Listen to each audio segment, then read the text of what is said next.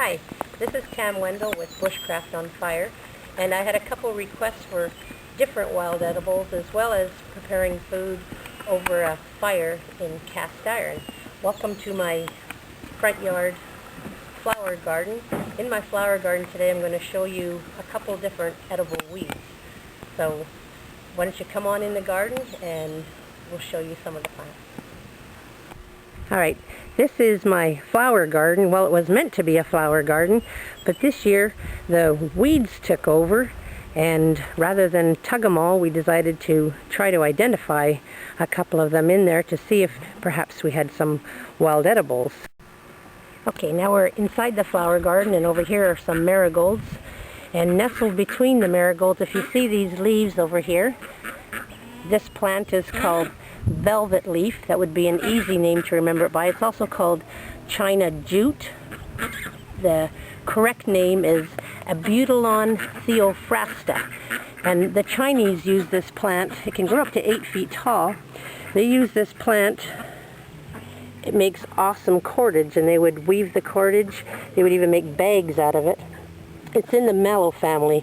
Now it grows, when it grows tall, it gets really pretty seed pods. I don't have any here right now, and those seeds, when the seeds are in the raw stage, they can be eaten, and when they're dried you can grind them up and put them in your soups or even make them as flour. Now I'm going to walk across here. This plant over here, can you see this is the seed pods. This is called thorny pigweed. It's also an edible. These leaves are cooked much like lamb's quarters. You can fry them up or you can drop them into soups. Delicious plant. Now this plant over here is called Purslane. I'm going to zoom in. It has, the leaves look real thick and juicy. It is a delicious plant, and this is the plant that I'm going to be cooking up today. But before I do want to show you, I'll take a piece here. And I want to show you, there's no milk there. I'm zooming in over here.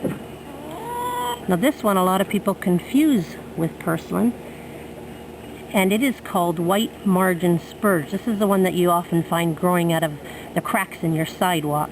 This one is poison, and I'm going to go in here. Okay, here's the plant, and right there you'll see two tips where I broke the stem with white milk coming out. That's a sure sign that you don't have purslane, that you have a poisonous plant. Okay, now we're over by the fire. I have my cast iron frying pan warming up over a hot bed of coals. Now, for the person who asked about cooking over cast iron, always remember that part of cast iron is never put your cast iron into water. That'll destroy your cast iron. And when you're done cooking, just simply use some oil and salt, and the salt will help smooth the bottom out again, clean out anything, and just tip it over and get that salt back out of your fry pan and just store it for the next use. Okay, now we're putting some butter into the skillet. As you can tell, it's bubbling nice, so it's ready to start frying. Over here we have the purslane leaves, purslane stems, a bit of garlic, and a bit of onions, and we're just going to drop that into the skillet.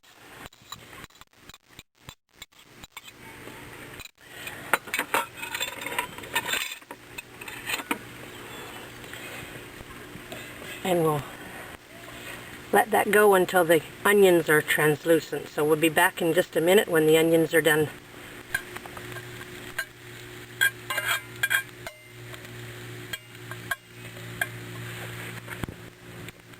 Oh, it's starting to smell real good.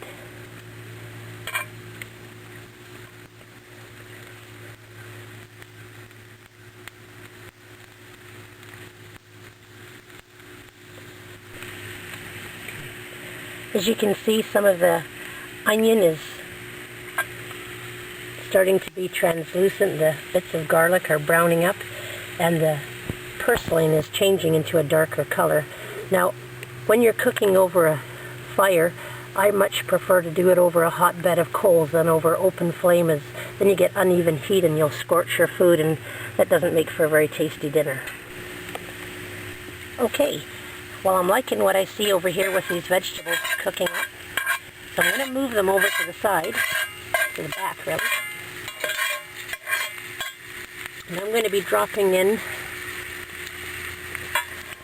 my beaten eggs. Now notice I'm tipping the fry pan.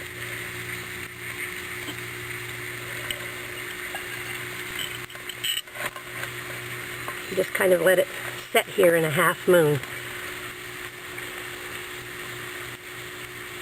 It's going to bubble up for a bit, and we'll show you the next step. Now if you look close, the egg is cooking the bottom of the omelet. So what I'm going to do, spread out my vegetables, get them off the edge, and now I'm going to reverse the pan. And I'm going to make the rest of the egg that hasn't been cooking yet move over. I'll loosen this up.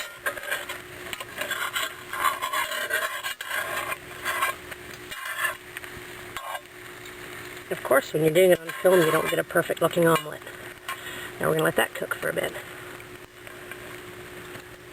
Now I've flipped it over one last time. Just going to let it sit for a few, and we'll put it onto our dinner plate. So we'll be right back with you.